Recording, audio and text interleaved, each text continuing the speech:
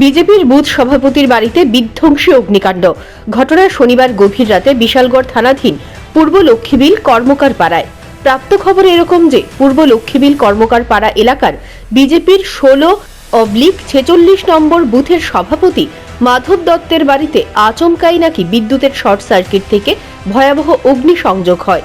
বাড়ির একটি বসতঘর এবং অপর আরেকটি ঘরে থাকা লক্ষাধিক টাকার রাবারের শিট সম্পূর্ণ পুড়ে ছাই হয়ে যায়।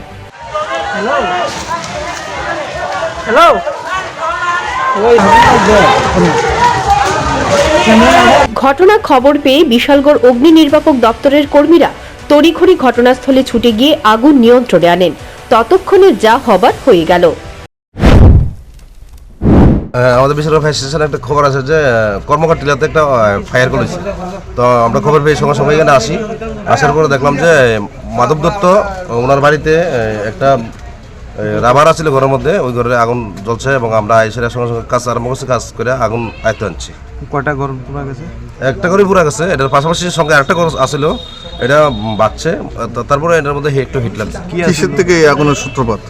এটা তারা যে কইছে যে এখান থেকে ইলেকট্রিক শর্ট সার্কিট থেকে নাকি আগুনটা হয়েছে।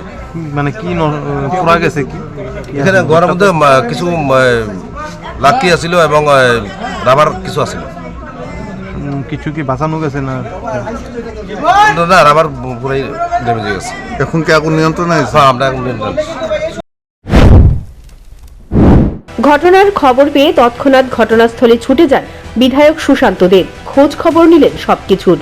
তিনি ক্ষতিগ্রস্ত পরিবারকে মহকুমা শাসক সহ প্রশাসনিক আধিকারিকদের সঙ্গে কথা বলে ক্ষতিপূরণ দেওয়ার আশ্বাসও প্রদান করলেন। Bureau report, news prime Tripura.